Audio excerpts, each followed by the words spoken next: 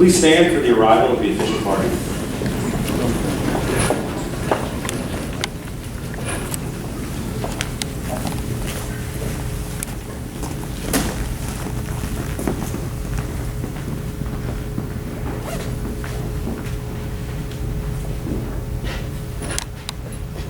Please take your seats.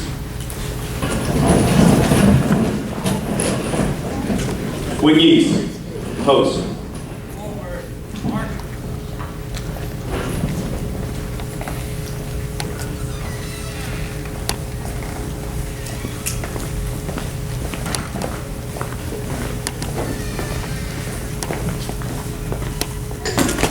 Left, face.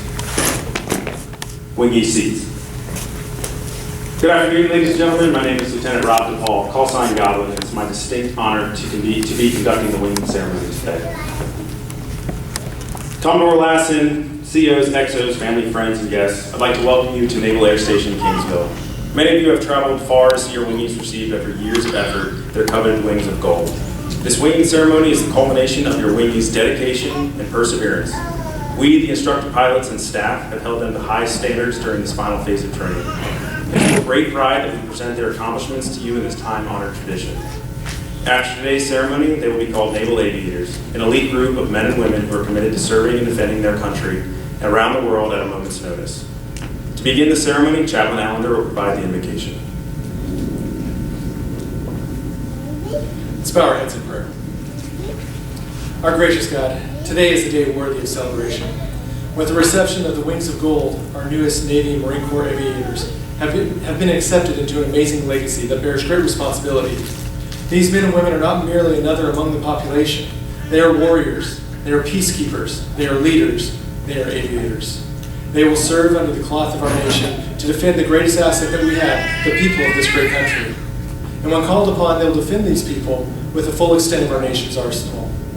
It's with great responsibility that they have, and for accepting this great responsibility, we are grateful. Please bless these aviators as they fly. Please bless their family members who remain at home. And please bless the greatest of all nations, the United States of America. Amen.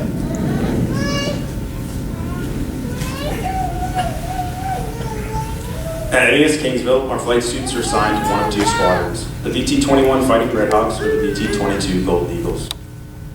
Allow me to introduce the commanding officer of VT-21, Commander Mark. All right, good afternoon, family and friends and IPs in the back there. Thanks for taking the time out of here, and recent graduates. Thanks for taking the time to come out and see this momentous milestone in the careers of these young aviators. It's a big day, and taking the time out really shows your support for them. And that support is going to be key as they go forward in their careers, because this is just one of the many challenges that lie ahead.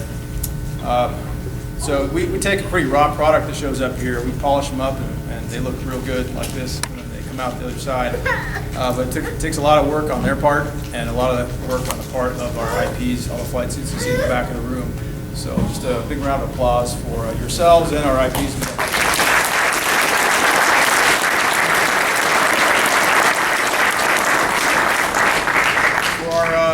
Our polished wingers over here, I wish I could trade places with you. I'd probably trade paychecks too, just to be able to do it all over again. It's a very rewarding career, and it's a lot of fun. So don't forget that at the core of it, it's a very serious business, but it's also one of the most fun things you can do, and one of the most fulfilling careers, I think, in the world. To be able to lead and fly these amazing machines, and you'll realize that it's definitely about a lot more than just the machines as you go on. It's about the leadership and the people around you that you really start to appreciate as you go through your career. But keep that standard high, set the bar high. You know how to be excellent, so hold that standard. And I wish you all the best in your pursuit of the ever-elusive perfect flight. Congrats.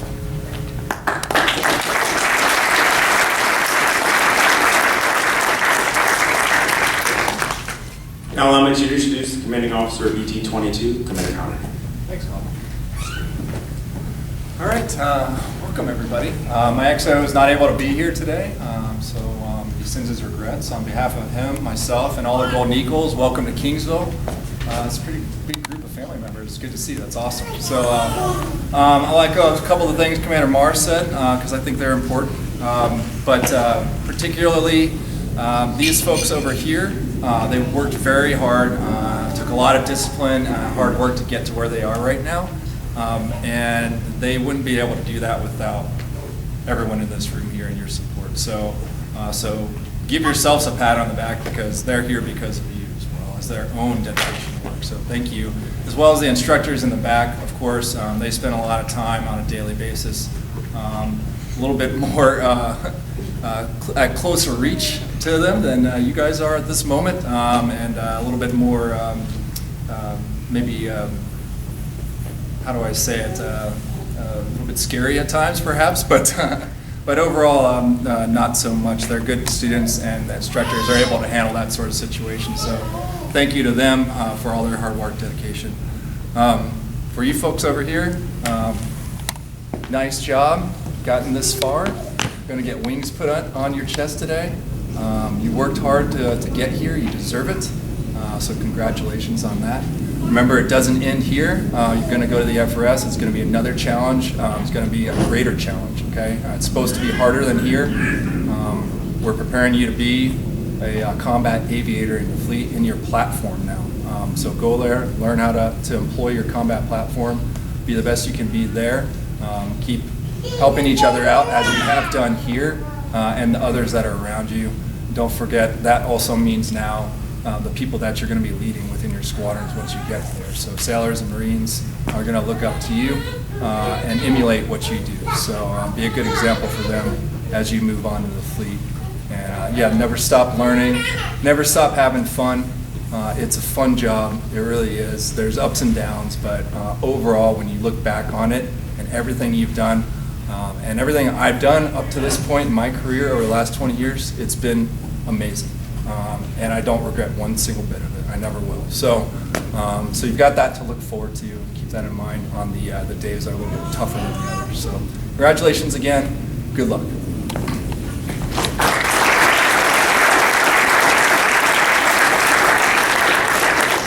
The Marine Corps falls under the Department of the Navy. Marine pilots also bear the title Naval Aviator. Marine Aviation Training Support Group 22, based at MES Corpus Christi, provides support to our Marine Corps flight students and instructor pilots. Representing MATSIC 22 today is Lieutenant Colonel Hanson, USMC. Come our last, and thank you, Skippers, XO, family, friends, IPs in the back. Oh, hello. It's a big day for these ladies and gentlemen. And as the token Marine, actually the only Marine that's going to be speaking today, I'm going to do things pretty simply and pretty quickly. There's really only three things that you guys sitting over here need to remember. Number one, take care of your Marines, take care of your sailors. Okay? Some of the best conversations I've ever had in my entire life were at 2 o'clock in the morning playing Xbox in the center of a ship in the middle of nowhere.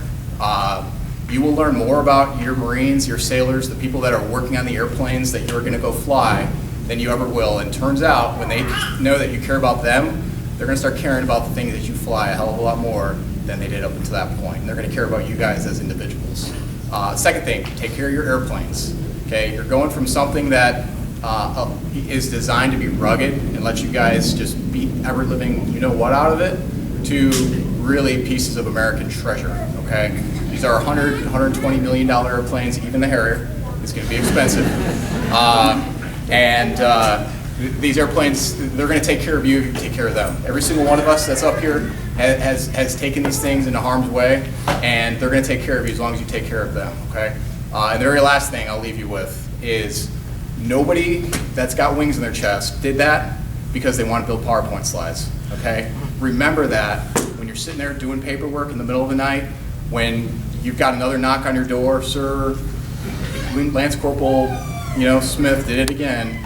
Okay, remember why we're in this job. We're in this job because we want to be leaders. Okay, we want to take care of those that are under our charge, and we want to have fun while doing it. Okay, so congrats to all of you. Best of luck in the fleet, and thank you.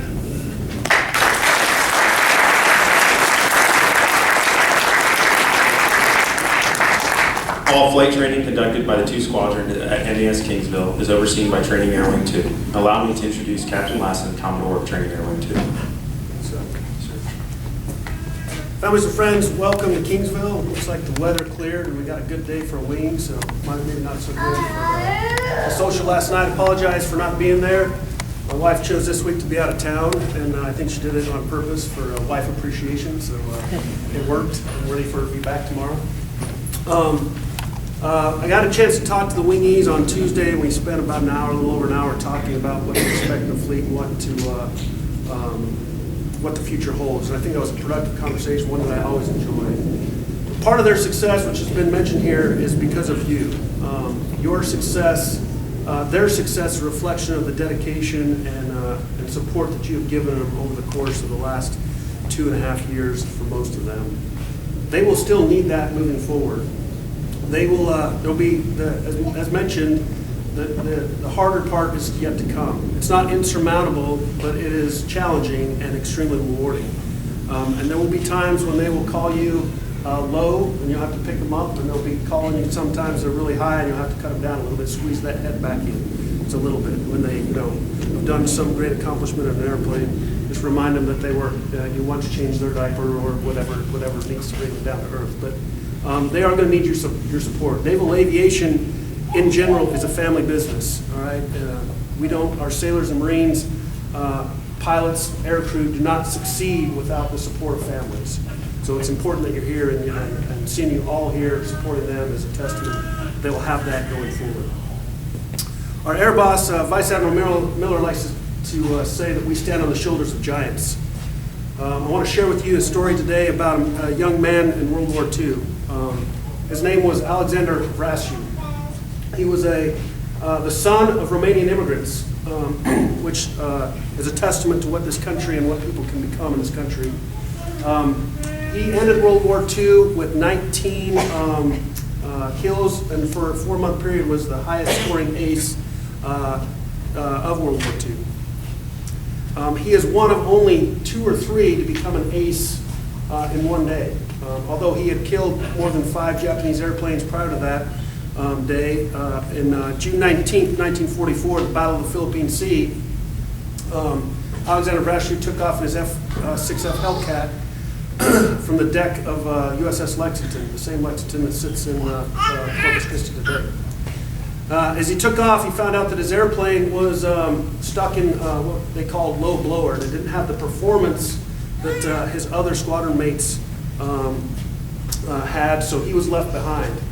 Dejected, he called up the controller in the battle group and asked for a vector and a spot to set what we would call a bar cap. Basically, it's a stopgap measure to intercept incoming Japanese aircrew and airplanes into the battle group. And he did that and picked up a couple of wingmen. And as these dive bombers got through the forward line of defense, he, in 6 minutes, destroyed 6 Japanese dive bombers. When he landed on the Lexington after that mission, there's a famous picture, you can look it up on the internet, with him showing up 6 fingers to the admiral that was on the bridge, saying he got 6. But he found out 2 things when he landed. When they downloaded his gun, they found out that he had only used 360 rounds to kill 6 airplanes. That's even more astonishing when you figure that there were 6 cannons on the Hellcat. You can do the math. They were pretty short bursts, and he was pretty accurate. He also found out, if you remember from World War II, Hellcat wings folded up over the top of the fuselage. He found out that those locking pins were not fully seated. So he had been in air combat, killing 6 enemy fighters, bombers, without an airplane that had its wings fully locked. Alexander Vrasiu was a warrior. My charge to you is be Alexander Vrasiu. Be a warrior. We talked about building a warrior ethos and how we do that. If a young kid of Romanian descent can join the U.S. Navy and become an ace in World War II, you too can do the same as him. Congratulations on a job well done, and be the best you can, all right?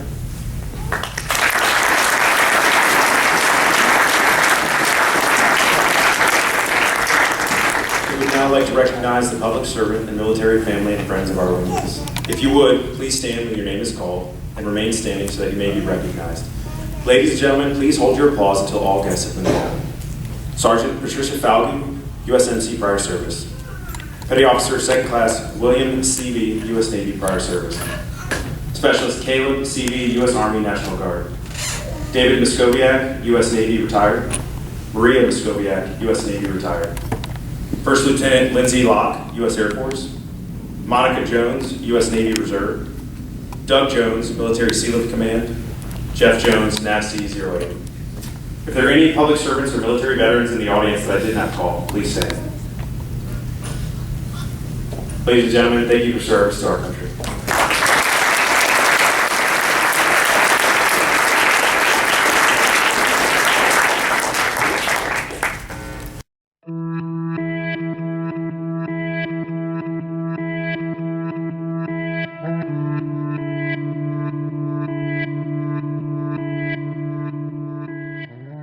The beginning of naval aviation started 23 December 1910 when Lieutenant Theodore G. Ellison was ordered to report to the Glenn H. Curtis Aviation Camp at North Island, San Diego, as the first naval aviator. Over the next few years, the expanding cadre of naval aviators desired a distinguishing device similar to that worn by Army Air Corps aviators as early as 1913. The record is a bit obscure, but an official Navy letter to the supply officer at NAS Pensacola, dated 21 November 1917, is said to authorize the selection of a, quote, higher-priced pin, unquote.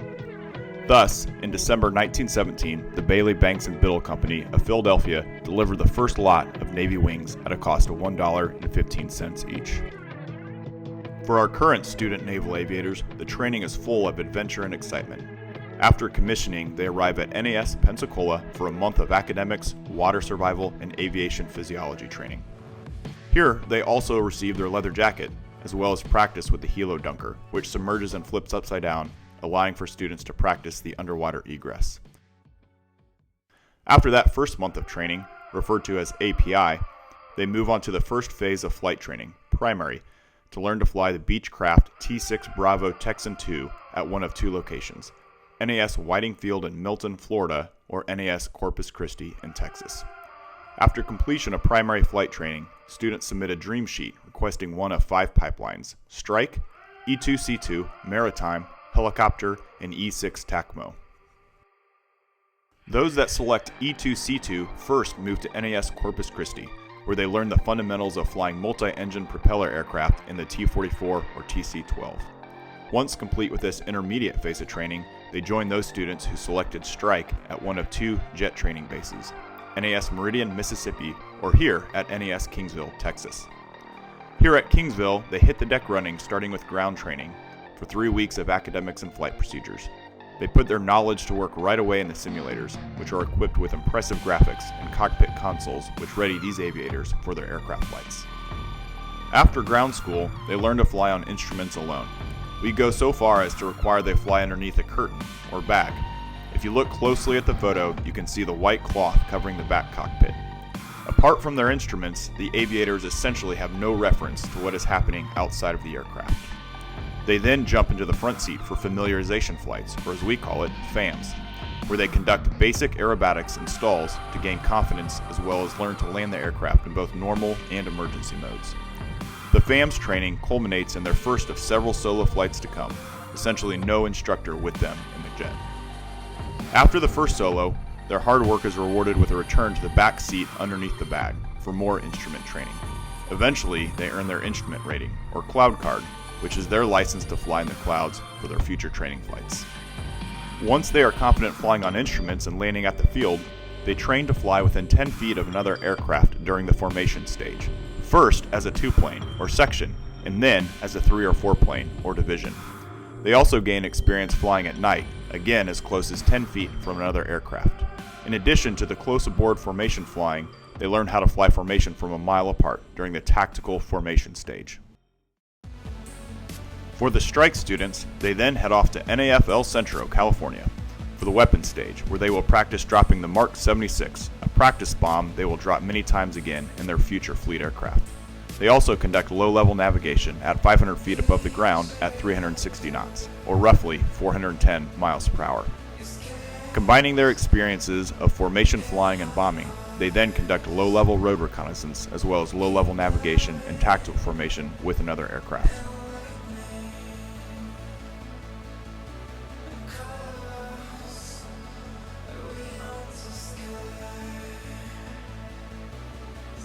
In addition to air-to-ground, we teach them the basics of dogfighting in the BFM stage, both one-on-one and two-on-one scenarios. The learning curve is quite steep, and they must put together everything they have learned in their earlier stages of training. Finally, the carrier qualification, probably the most memorable stage of all. They train at the field for 2 weeks, conducting field carrier landing practice under the close observation of a landing signal officer. They then fly off to the east or west coast to meet an aircraft carrier for 4 touch-and-goes and 10 traps at the boat. After their last flight, they are greeted by squadron mates with portable water hydrants for the traditional wetting down and soft winging by their squadron commanding officer. They have completed their training and await the official winging ceremony.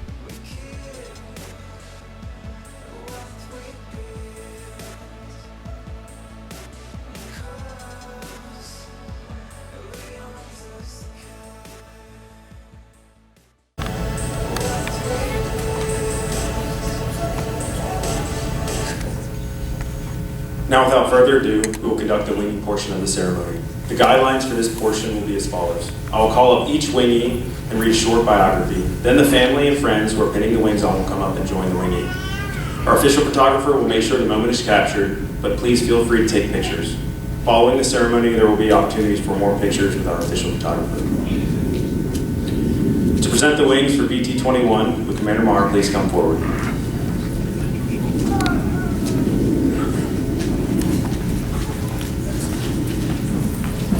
First Lieutenant Joshua Falvey, front and center. First Lieutenant Falvey is from Greeley, Colorado. He received a BS in Aviation Technology from Metropolitan State University of Denver. Pinning on his wings today are his mother, Patricia, and his girlfriend, Emily.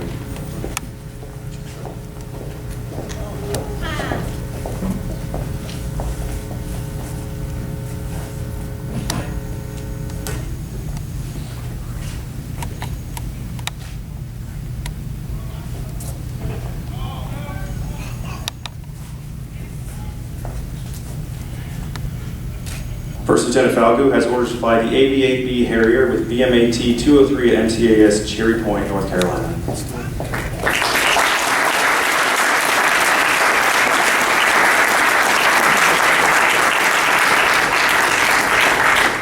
Lieutenant J.G. Michael Colley, front and center. Lieutenant J.G. Colley is from Lima, Ohio. He received his BS in Mechanical Engineering from the Ohio State University. Pinning on his wings today are his mother, Martha, and his father, Dave.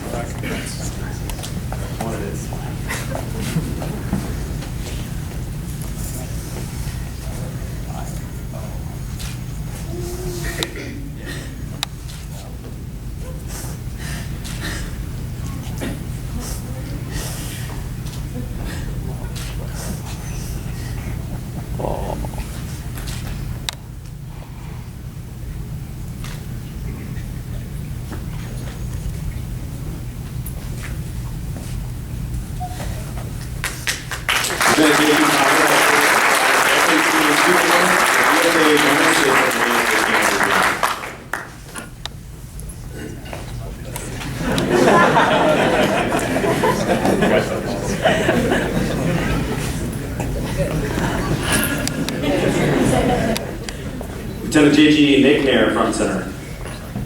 Lieutenant J.G. Nair is from Naperville, Illinois. He received his BS in Systems Engineering from the United States Air Force Academy. Pinning on his wings today are his father, Ramesh, and his sister, Meg.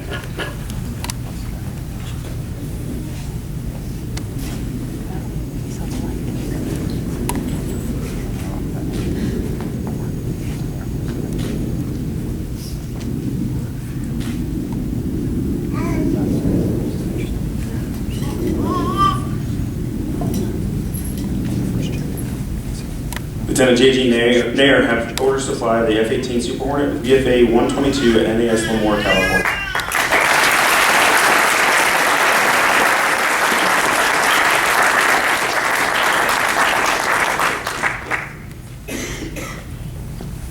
First Lieutenant Benjamin Seavey, front and center.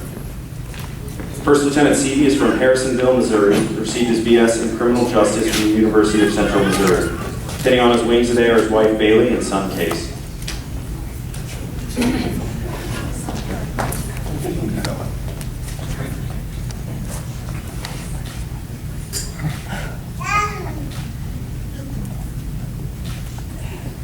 First Lieutenant Seavey has order supplied the F-18 Hornet with VMFAT 101 at MCAS Miramar, California.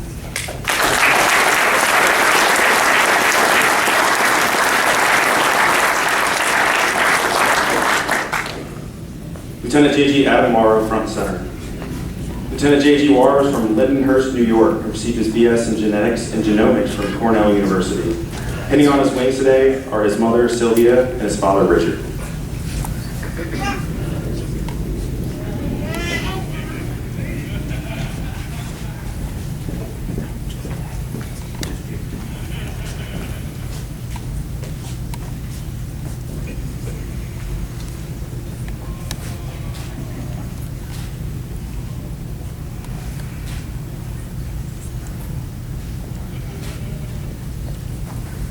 Lieutenant J.G. Warrow has order supplied the F-18 Super Hornet with VFA 106 at NAS Oceana, Virginia.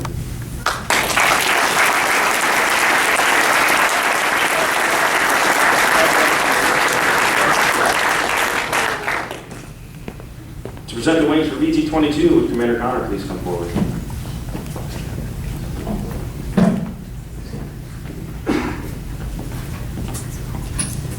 Lieutenant J.G. Ross Cano, front center. Lieutenant J.G. Cano is from Modesto, California, and received his BS in Systems Engineering from the United States Naval Academy. Hitting on his wings today is his mother, Charlene Cano.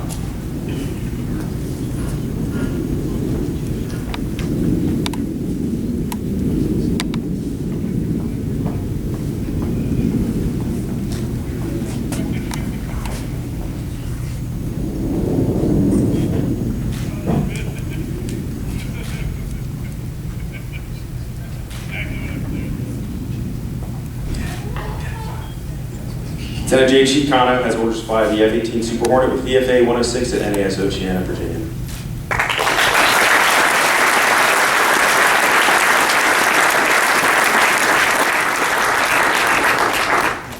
Lieutenant J.G. Audrey Chanel, front center. Lieutenant J.G. Chanel is from Cary, North Carolina, and received her BS in Oceanography and Meteorology from the United States Naval Academy. Hitting on her wings today are her mother, Kathy, father, Dean, and husband, James.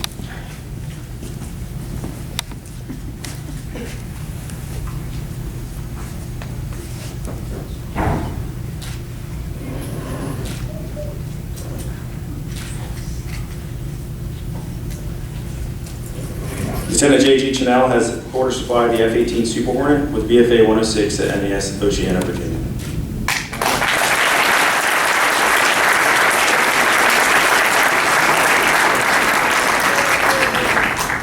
Lieutenant J.G. Mackenzie Cordan, front center. Lieutenant J.G. Cordan is from Franklin, Tennessee, and received her BS in Marine Geology from the University of San Diego. Hitting on her wings today are her mother, Dana, father, Andy, brother Xander, and brother Mason.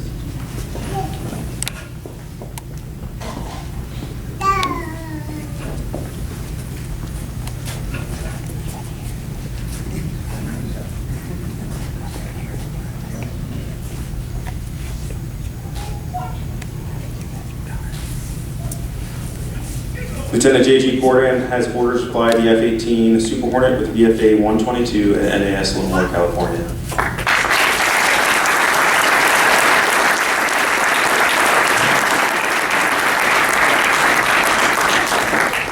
Lieutenant J.G. Zachary Jones, front center. Lieutenant J.G. Jones is from Yorktown, Virginia, and received his BS in Chemical Engineering from Oregon State University. Hitting on his wings today is his wife, Monica Locke, and his father and mother, Monica and Doug Jones.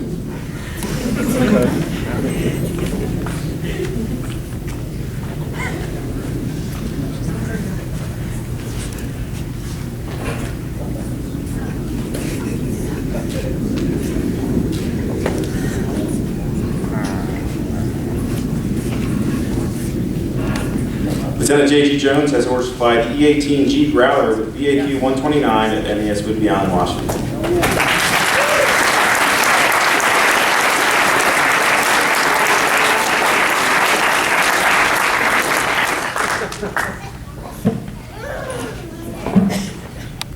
Wingies.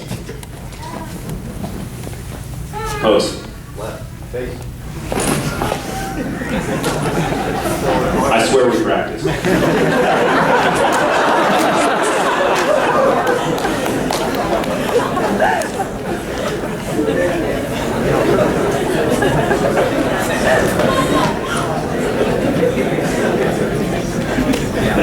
Right, face. Would all aviators, past and present, please rise for the reading of the Flyers Creed. I am a United States Navy Marine Corps flyer. My countrymen built the best airplane in the world and entrusted it to me. They trained me to fly it. I will use it to the absolute limit of my power. With my fellow pilots, air crews, and deck crews, my plane and I will do anything necessary to carry out our tremendous responsibilities. I will always remember we are part of an unbeatable combat team, the United States Navy and Marine Corps.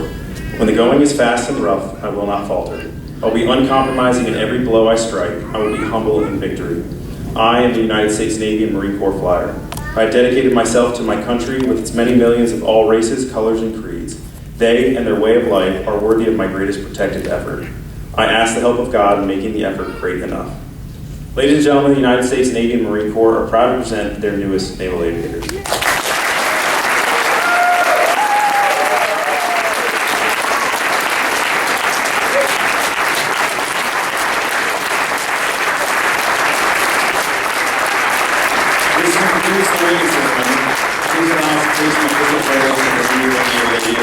Once they complete, they will be available for your photos and celebration, and these following pictures.